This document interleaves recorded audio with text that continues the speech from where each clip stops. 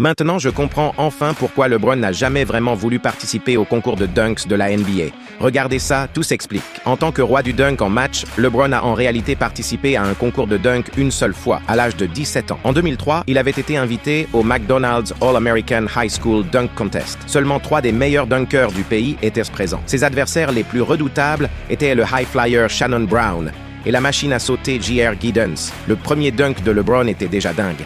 Il a envoyé le ballon sur la planche depuis les environs de la ligne à 3 points, a décollé et a claqué un double main au niveau du cercle. Même les stars de la NBA qui regardaient avaient l'air stupéfaites. Et ça n'a obtenu que 88 points. Son deuxième dunk était encore une finition en self-toss. Cette fois, il a sorti un tomahawk d'une main, avec une hauteur et une force ridicules. Au ralenti, son front semblait être au-dessus du cercle. Ça a enfin réveillé les juges et ils lui ont donné un score élevé. Après 2 dunks, son total de 176 points le mettait pratiquement en contrôle. Ensuite, c'était au tour de Shannon Brown.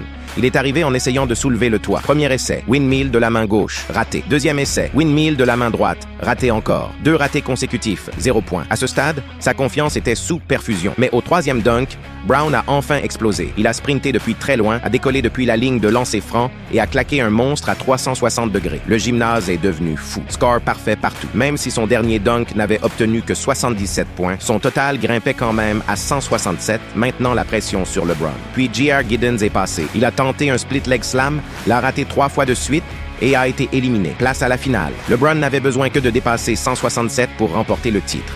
Il a sorti sa danse d'échauffement signature, puis s'est élancé pour un double clutch à 2 mains au niveau du cercle. Facile, 84 points. Deuxième dunk, il a sorti son windmill signature, le genre de dunk qui fait mal aux doigts et envoie le cercle en thérapie. Pour le dernier, il a tenté un self-toss depuis au-delà de l'arc. Le ballon est rentré directement. À ce moment-là, il est accidentellement devenu le shooter à 3 points le plus précis du concours. Alors il a fait simple et a fini avec un reverse double clutch rapide. Au final, LeBron a terminé avec 250 points au total et a tout juste battu Shannon Brown pour remporter le titre.